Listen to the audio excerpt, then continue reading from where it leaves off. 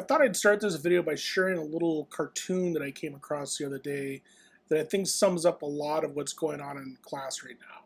Basically, we're here at the beginning of the semester at that small little hill, and now you're seeing what this class is really about. It's the bigger hill.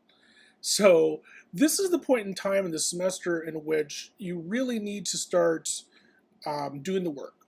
I've been doing this for a long time, and I can very easily tell when people are maybe just kind of faking their way through the discussions, maybe kind of figuring, oh, he's really not going to take this stuff too seriously. How hard can this be, etc. And we're getting to a place with the critique exercise, which leads into the portfolio, where that's no longer possible. Okay, so I want to take a minute to review a couple of basic things about the class and to give you some fair warning about where we're going to be going very, very soon. But just to review, this is the class homes page.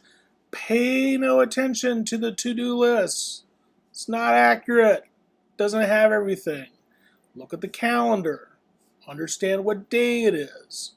And then you'll notice that right around here, we started talking about the annotated bibliography. The whole point of the annotated bibliography is you do research on your topic. And as I explained in the assignment and in the reading, you want to do a variety of kinds of research, not just Google something and not just settle on the first thing you find, but rather look through databases in the library and through sources like Google Scholar and things like that. Okay? We got into this discussion where we started talking a bit more about the annotated bibliography assignment itself. And then we also got into this discussion here in week 4 about the basics of using the library and the internet for research. And we, talked about this video and a guide here on how to do this in some detail, okay? So by the time we get to this point, October 6th, where it says very clearly you should email me with information about your short critique, this should not come as a surprise to anyone. Most of you did not email me with a link. And many of you did email me a link that was really not the sort of article that would lend itself towards this assignment. And again, if you read the assignment, if you read the chapter on critique, it explains all this, that you need to have something significant in terms of amount of content, and it needs to be something that's taking a position, and it needs to be something that has, some argument to it, as opposed to just an entry about this is what social media is about, as from an encyclopedia or a Wikipedia page or something like that, okay? If you email me a link, I will give you some feedback on one of those choices. Of course, it would have been better had you done this a few days ago because we're heading into the weekend, and the first critique essay is due for peer review on Monday, and you need to have the article or topic of your research approved by me before you can write this critique. So a significant number of you are probably going to lose more of the grade on this portfolio because you're not doing the work in the class.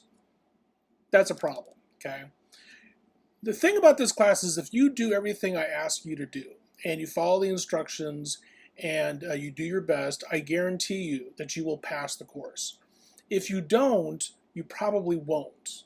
And I'm concerned for a number of you, and that leads to my next topic, which is I'm pretty much caught up on the grading for the class.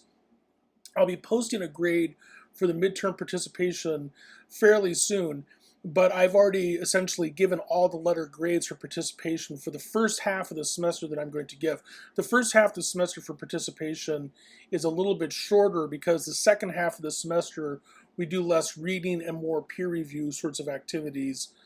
That's where the participation stuff lies. So, some of you are at this place where you really do need to make a serious decision about, do you want to take the class seriously in order to pass it and get the best grades you can get? Or is this just not the right time for you to take this class, in which case you should withdraw so that you can salvage your grade, because a W is much better on your transcript than an F.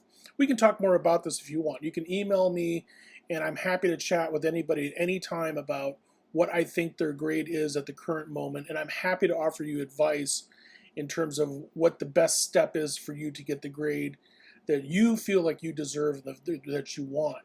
But you have to let me know, which leads me to my next point, which is there's a lot of people in this class who are probably not watching this video right now who are kind of missing in action, okay? One of the things that's different about a face-to-face class versus an online class, in a face-to-face class, if somebody doesn't show up at all for a week, then I know there must be something going on. In an online class, if somebody kind of is there and then kind of isn't there and back and forth, I really don't know. And it becomes a problem when those absences start to pile up, because keep in mind, the class does have a virtual attendance policy. But the other thing is you can't participate in the class if you aren't there, and you can't make up any of those participation issues later on in the semester. So, it can become a real problem. So I'm concerned for you in terms of a number of people who probably should be doing just fine in this class who are in danger of not. So, wake up. You need to start doing more of the work of the class, okay? One last thing, and I want to try to clear this up in terms of the portfolio, the first portfolio of assignments.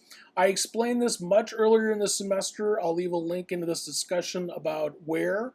I had a whole discussion and video of going over how the portfolio assignments work.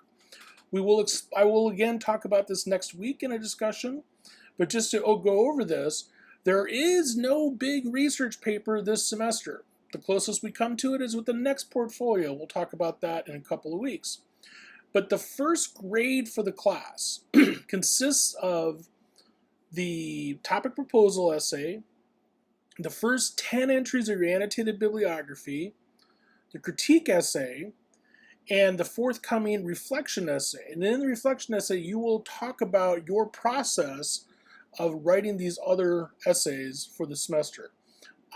As a grader, as the teacher, I will mostly be focusing on the reflection essay. I'll look at the other things as well, but I'll mostly be looking at the reflection essay. All those projects together, that is the first significant letter grade of the class, and it's worth 150 points. So when people ask me, am I going to get, what's the grade for this or what's the grade for that? There is no individual grade for any of the components of the portfolio. It's the entire thing that's one grade, okay? And again, if you've missed some due dates and some of the peer review activities, I will be deducting that from that grade. So that's where the grade will factor in. Okay, I think that's it. As always, be sure to ask me questions as you have them, okay? All right, get busy. I want to hear more about possible critique ideas, because that starts on Monday. Okay.